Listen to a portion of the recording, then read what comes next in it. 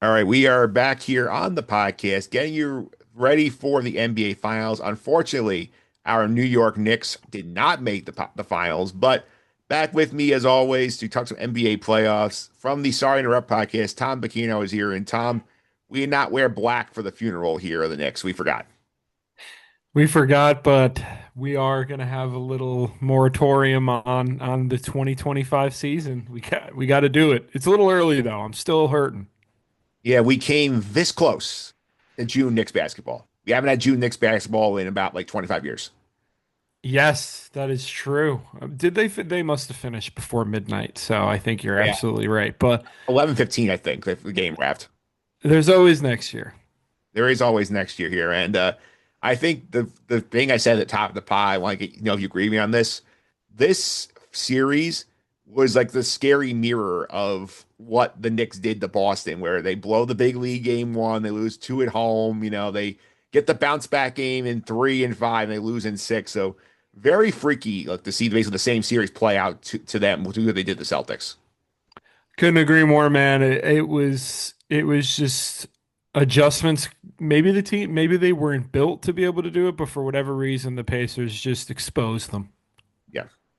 Yeah, Um, they definitely did, and like you could tell, especially like it took Thibodeau a while to make the adjustment to get the starting lineup out of the mix there because yep. Pacers are so deep and they're so skilled at all the wings that they were just very good at finding Brunson and Cat on the defensive end and exploiting them, especially when Cat was inconsistent on his defensive responsibilities. Oh, 100%. And got to the point where I think as fans we noticed it, and probably anybody that talks, I feel like either we noticed it first or we wanted to make adjustments first, or it was like you can't play these two together. You Yeah. can have one out there, but you can't have two. And I just think that they had such a perfect game plan, like you said, for Boston, that they just had trouble getting out of it, where it's like this is the opposite of the Celtics. The Celtics like to go in, pound the rock, very one-on-one, and have like a set offense in the half court, run the shot clock down, and it's best shot available. Where Indiana's first shot, first best shot available, where we're gonna run on all day, and those adjustments just truly, I guess they were made in spurts, but never really held up for an entire game. Yeah, that's for sure here. And I think like another thing that I noticed this series that was very frustrating was like just the fact that like, like it something I felt we just talked about before. This is something that could have been avoided during the season. The fact that we're getting to game four of the Eastern Conference Finals and Tom Thibodeau decides, you know what, now is the time to expand my rotation, add DeLon Wright and Landry Shamet to the lineup. And good credit, they played pretty well when they were in there, but like we couldn't have done this in like game 63 of the season instead of game Yeah, four of the Eastern Conference Finals down 2-1. Yeah, and that was my whole argument that I had on our podcast with Sean was that he's like, well, maybe they're not that good. It's like, well, they're good enough to be in this playoff series, and the fact that I appreciate the way they played because they knocked the rust off and did pretty good. But like I said on the last couple times I was here, like game whatever against Charlotte, where you're up 30 going into the fourth quarter, and all of the big guys are still coming in, off the bench, and it's like, why are we not playing a Kolek, or even if you don't trust rookies, like you said, a Shamit or a Wright that we hadn't seen? I mean, honestly, sometimes you forget they're on the team. They play so little. Yeah, I mean, that was the point Chris Persiani made on this podcast for the playoffs. Like, I don't care about the rookies. You don't need to try and shove Tyler Kolek or No. Gaudier or Huckporty in there. It's like we have proven NBA guys on your bench. Like, give them some run and see if they can fit. 100%. And I guess, I don't know. For me, it's like this offseason, obviously, I think Tibbs will be retained. It's the best season the Knicks have had in 20 years. Say what you want about Tibbs, but he really did do a good job making some adjustments against the Celtics in the playoffs and whatnot. But maybe the front office is going to have to include him a little bit more because it's like, we need you to play more than five and a half guys in the regular season, six guys in the regular season. Can you give us an idea of somebody that you would want off the bench? Yes, that would be helpful because I know like that they've given him guys, he just hasn't used them. Exactly. And it's like, so, but I would think to believe, I would like to believe that he's pretty involved in personnel decisions, but maybe not because clearly he hates everybody except his starting five. Yeah, because I mean, like I said at the top of the pot here, it's like it's clear like he only really trusted. seven guys going in the series. His starters, Deuce, and And then he lost trust with Deuce, yeah, and Deuce is basically getting played over by Wright and Shamit towards the end of the series. which was another head scratcher because, Deuce, I think he plays really well in chaos, and that's all this series was. Yeah. Yeah, I'm sitting there watching Game Six. I'm seeing the DeLon Wright Shamit lines getting a huge run. I'm like, where is Deuce McBride? Like, he's not playing in any of this. Absolutely. Yeah. And like you said, I give Wright and Shamit credit because they played as well as they could, having to knock all that rust off. But yeah, there was no rhyme or reason to it, is what it felt like to me. But then again, he was on the ropes there, Yep. and he was taking heavy body blows. From Carlisle, and the Knicks were taking it from the Pacers, and they got knocked on their heels quick, and they just couldn't figure out a way to get up in all of these games. It was the same MO of all the games they lost. Yeah, because like they had issues with like the wings specifically, like you saw like Neesmith had the huge like flurry in game one to finish it. Halliburton had a couple of huge games. Like there were issues like throughout this series. And they could not, and I'm glad he won the most valuable player for the Eastern Conference Finals or whatever the award was. Yep. They had zero answer for Siakam. And that was the most important thing was when the offense went into a half court, he was so important because he's the only guy that can set up for himself and others outside of Halliburton. He was amazing, and they just couldn't stop him. Yeah, game two of the series was the Pascal Siakam game. Yes, it absolutely was. I got a question for you. I feel like at least personally, I've said I'm sorry, said I hate you, said I'm sorry to him. Where do you land on him now after that last series? Yeah, I feel like he is what he is at this point. Like he's a role player here. Like he's not a superstar on this team. Yeah. And I feel like, It just for me, it's like I don't want to sound like I thought he was a lot better of a player than he was. I never expected him to be what he was on that Nets team before they got anybody else, and he was just, averaging 28 for a short period there because the Nets were a bad team when he was doing that. But I just expected more consistency out of him, at least, to get you your 17, 7, and 4. But this season, now that it's in the rear view, Bridges was incredibly inconsistent and disappointing. it was not even that. It was just like the dedication to physical play sort of Yeah. like ebbed and flowed based on series. Like he was not the same guy in this series as he was in the Boston series. I think this series was a reflection of his season. Yeah. Truly, for the entire Knicks team, where it was just like it's so inconsistent. And you and I spoke about it off the pod and whatnot, where it's just like I think you said it. They lose focus Yeah. And for like 4 or 5 minute stretches at a time. yeah, for sure. I think Cat's also a part of this problem as well because I mean, like Cat Oh obviously yeah, has the huge game three. We watched it throughout the playoffs where like especially on the defensive end when like there's times like he's dropping on coverages and the rest of the team is like playing man up and giving guys open shots and like I know he's playing through a knee injury at the end here, but like that's like massively frustrating because like you see that like Cat can carry the team as we saw a couple of times, but like he puts up like, a lot of like empty numbers in some of the biggest games. It's like did anybody care that he put up 22 and 14 last night? yeah. Well, that's the first thing you always do when the Knicks lose a game like that is you go to the box score.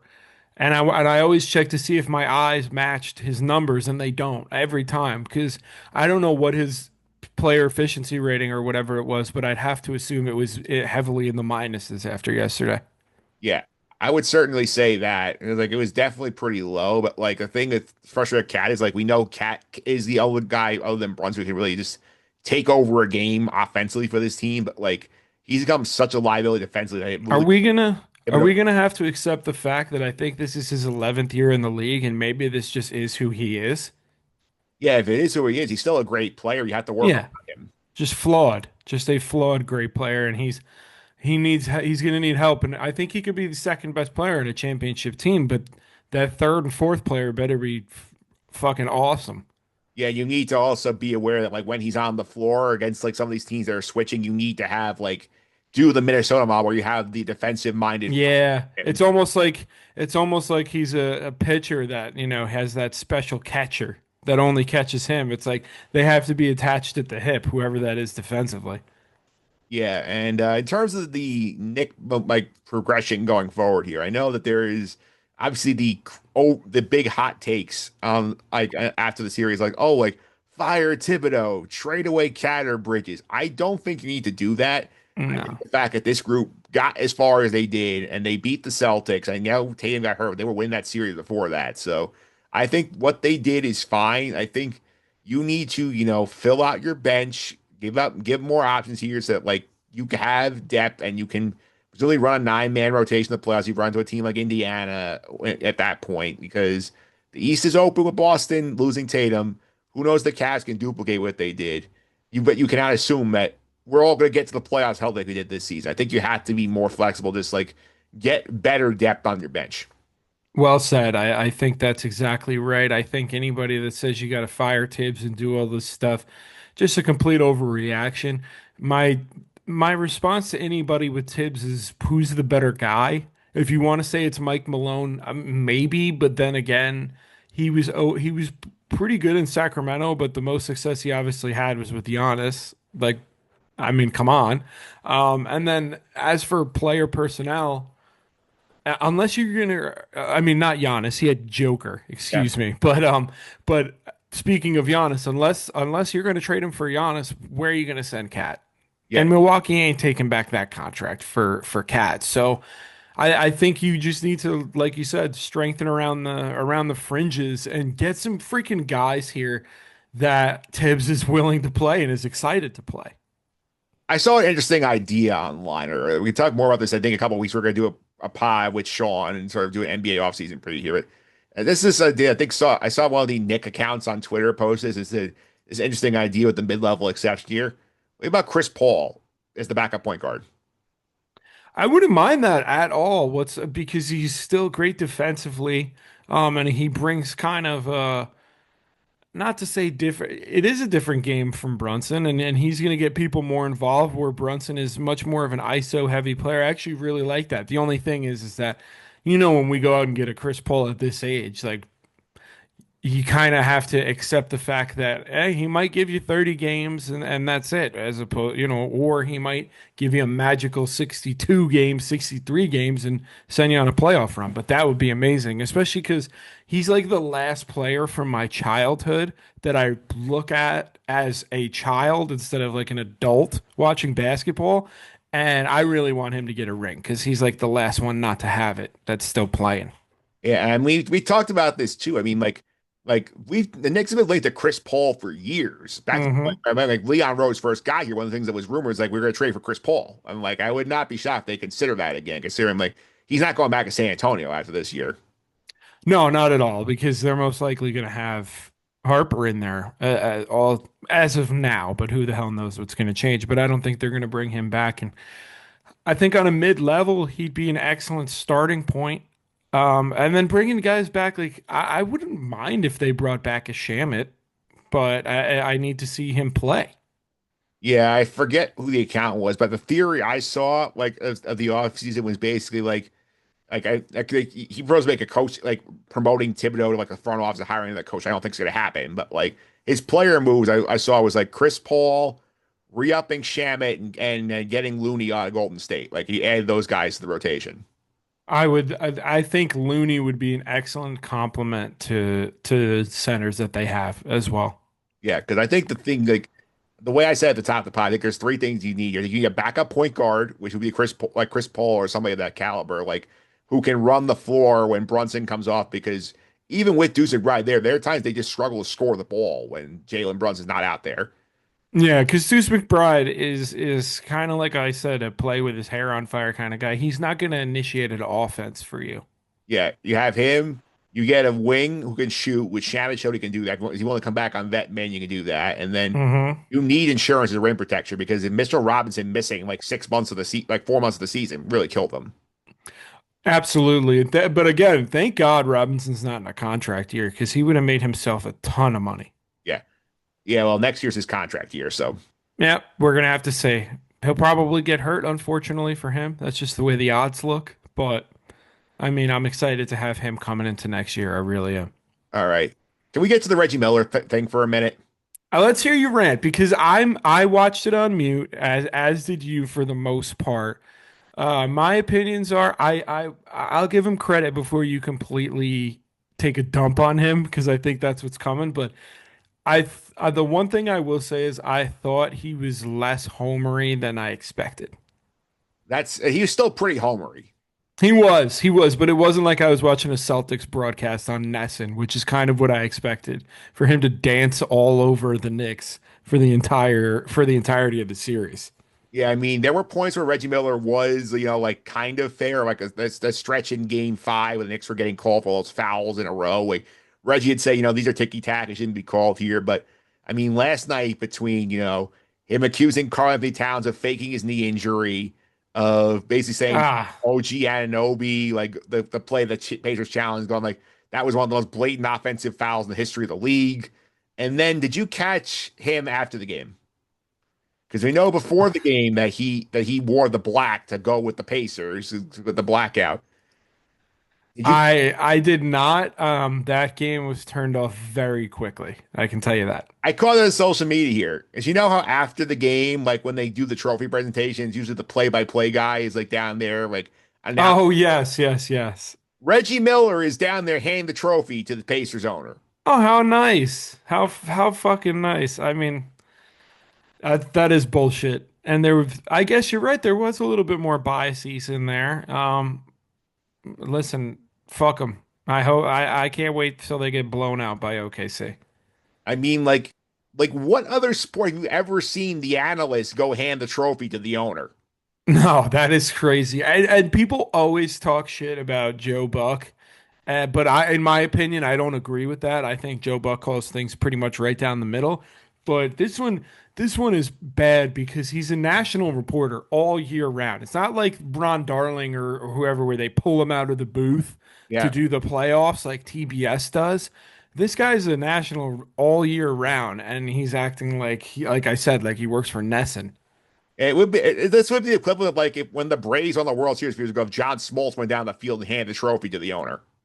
Yeah, I mean, he pretty much whenever he does a broadcast does everything short of that. I think John Smoltz sucks, but yeah, I couldn't agree with you more. It was pretty egregious, and I would say I'm happy to see them go, but I don't know if he's being retained by whoever's picked them up.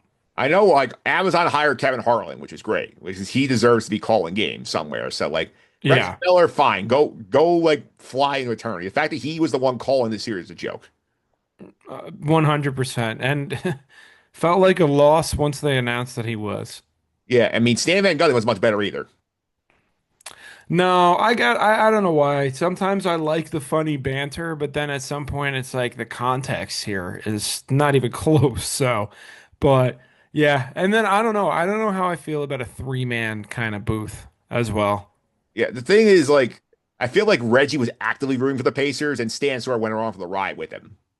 Yeah, he didn't. You're right. He didn't. He never called him out. I was like, no, that's bullshit or whatever. Yeah, I agree with you.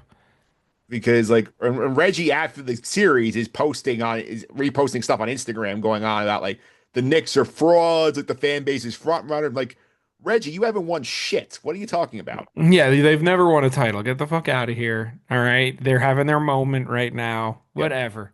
But yeah, I mean, I did notice that. And again, we always complain about Rangers fans being bandwagoners. And they always say, oh, they don't do that for the Knicks. Well, guess what? They don't do that for the Knicks because this is the first time the Knicks have been good in 25 years. They are there. There was a lot of bandwagon bullshit. Yeah, I mean, like you remember earlier this year when like there was the whole controversy on Twitter about like the college like reporter like pumping their fist on the press row during the NCAA tournament. Yes, yes. That Uh, person getting killed. And we got Reggie Miller, who's been a pro for like announcer for like at least 2 decades, down on the floor handing out the trophy to his former team. Listen, we're just going to pick and choose where the integrity lies, I guess. Yeah, it is a joke, but quick summary on the West, real quick as well, with the Thunder basically like doing the gentleman sweep, and they had the one game in Chop, Minnesota. Yeah, and I just think that when that game three, when you're down 0-2, there's just so much desperation there. I just think it's like subconsciously the other team can't get up for it. But I mean, OKC is just a buzzsaw. We said it before the series, we'll say it again. They turn defense into offense better than any team I've seen in recent times, even better than those Warriors teams, which were excellent defensively. And their only bugaboo really is sometimes they get a little stagnant in the half court, but fortunately for them, they're very rarely playing out of a half court offense. Yeah, I will say too, like they did a great job putting Anthony Edwards in a blender, like the whole series. Like he never They just gave him so many. I mean, obviously, when you have that team where you have so many bodies you could throw at him, they had that luxury, but they gave him so many different defensive looks that he had to try and solve. I'm not worried about Ant, by the way. Like he said in his post-game interview, he's 23. He's going to be there. I'm not worried about him. Yeah, he's gonna be the best player in the league in like 3 years. Absolutely. Him and SGA are going to be duking it out for a long time, Yeah, they're coming for Joker's crown. which I think Joker's fine to give up in the next, whatever you said, 3, 4 years. He just wants to go race his horses back home. It's literally like, Yeah. I mean, I don't know. People think he might be around for a while. I don't know how many years Joker we have left, to be honest. So we really should enjoy them. Yeah, we should. I mean, like the bar is getting passed from that from now, like the Giannis, Joker, like best in the league category to like this group. Absolutely, absolutely. And we're also seeing like now we're getting to the point where it's like everybody we need to prepare for a non-LeBron James and a non-Steph league because it's coming quickly. Yeah, within the next like 5 years, they both could be out of the league. I know, and it's crazy, but like the NBA is not just going to stop. So we need to find some new faces here. So let's Yeah, just let it happen organically. yeah, and this is if you're looking for new faces, the finals is gonna do that here because you got two teams here who are rarely there. I mean, Oklahoma State's gone once since they moved, and the Pacers have only gone twice overall since they've been in the league, 2000 and now this year. And somebody new is joining the title club, so it's gonna be interesting to see how this series plays out. Although, like, if you follow the books, Thunder heavy, heavy, heavy, heavy favorites. Yeah, I don't really think it's, just the public. I think there's smart money probably on the Thunder as well. I mean, the Pacers, what do they like to do? This is a simple one to break down, Mike. What do the Pacers like to do? They like to get out and run. Who's probably the best team at defending it and fine with getting out and running with you and probably excited to do it? The Thunder. And who's better at damn near every single position and depth-wise? The Thunder. I don't think this series is going to take too long because, again, when they grind you down defensively, like we saw it with the Knicks, the spurts that they played good defense. When the Pacers get into a half court, there's really only one guy that can help you out, and that aside from Halliburton, and that's Siakam. And unlike the Knicks, the Thunder have the personnel to put a little more pressure on Siakam as well. Yeah, the way I would describe it basically is the effort defensively the Knicks gave you in game five, the Thunder will give you that every game of the series. For every second too. Yeah. Like they are hungry, man. It is crazy.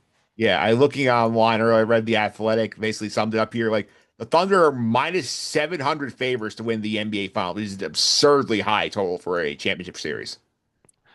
I mean, did they give you the last time or that it was that high? Could I guess? Yeah, I have the list. I feel like the last time it was that high, it actually flipped the other way, and it was probably 2004 Pistons Lakers. It that was the only one on this list. There have been a bunch that have been that high. So Mm, I'll give you yeah. I'll give you the list here. The highest since like the 80s was the 2001 Lakers were minus 2000 to beat the Sixers. Okay. All right. At least the books were smart back then because we knew that was going to happen. Yeah, I have the list courtesy of the Athletics, so I'll give you some of the numbers here. There was this is the top nine like heavy favorites for the most lopsided odds in history. Spurs against the Cavs probably is in there. Well, here's what we got. So 2001 Lakers Sixers, Lakers minus 2000. Okay. 2018, the fourth Warrior Cavs series, the Warriors are minus 1075, and the Warriors swept that series. 2018. Yep. Yeah, 96 Bulls over the Supersonics, minus 950. Easy one. 99 Spurs over the Knicks, minus 900. The Knicks didn't have Patrick Ewing. Yeah, I was young, but that was a tough series. Lockout year, I believe. Yep. 2000 Lakers over Reggie's Pacers, minus 800. Yeah, that one was a gimme. 2002 Lakers over the Jason Kidd Nets, minus 750, and that was also a sweep.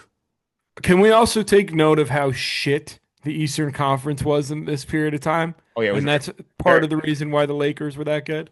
the Thunder. The only one that was the right one was that Pistons one. You were right. Oh four Lakers are minus 700. The Pistons. The Pistons 1-5. And the last on the list is 86 Celtics over the Rockets minus 700. Okay, okay. So And like this, history says that like this could be a short series. yep, and that's exactly why I have the Thunder in five. I just think that their strengths are so much better than Indiana's, and they counter Indiana's strengths, and their weaknesses. Indiana's not going to be able to exploit it. Yeah, I forget who said. I think at some point in the Nuggets here, I was reading something on the Athletic about like the Thunder defensive effort.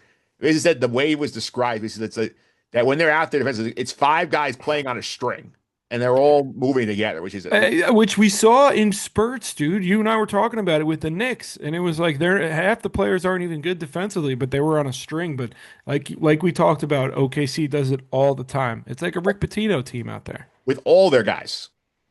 Anybody that comes in is a dog. Yeah. It's insane to see how deep they are and how well functioning a unit they are because like Like you, a Lou Dort, who is probably a top three defensive player of the year candidate, could have won as a perimeter player. Comes out and it's like, oh, here's Cason Wallace, who's just a younger, longer Lou Dort. That's also a better shooter. yeah, you got him, you got Caruso floating around there, Hartenstein, Chet, like they can just like throw like a million guys at you and like have them all be useful. Exactly. They don't waste any minutes with anybody, and I just think they're going to be able to turn Indiana over with intensity and smart adjustments, and it's just going to be off to the races. Like there's going to be, I don't know what game, maybe game two, maybe even game one. There's going to be a game where it'll be a 30-point spread, I think. Yeah. I think like the best chance Indiana has, I think you have to steal game one, take advantage of the Got rest. to punch him in the mouth for sure. But and then that chance is still not great. No, I don't think so. I think the best chance they have is like Halliburton to explode one game and they steal one. But I think this is a best of 5 game series. Absolutely. I couldn't agree with you more. Is that what the odds makers have it at? They have it as at I'll go back to the list here. They have it at It's got to be five.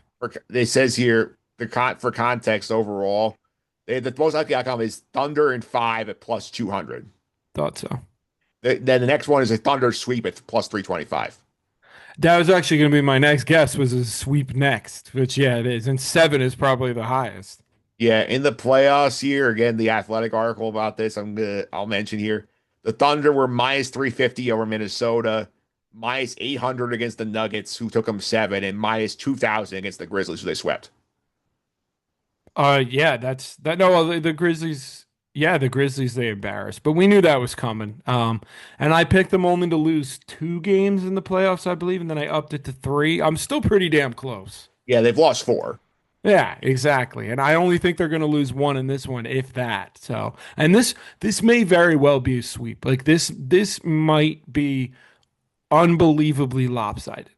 Yeah, I just want to see like the fun that Halliburton has trying to deal with all the different like winky dudes they're gonna throw at him. Yeah, exactly. And this may be a referendum on the Eastern Conference. Yeah, because now the West is still super stacked with all these teams here. I mean, like you got all these guys are gonna be in the mix this year, and like that's why the Knicks should not like do anything There drastic you go. Exactly.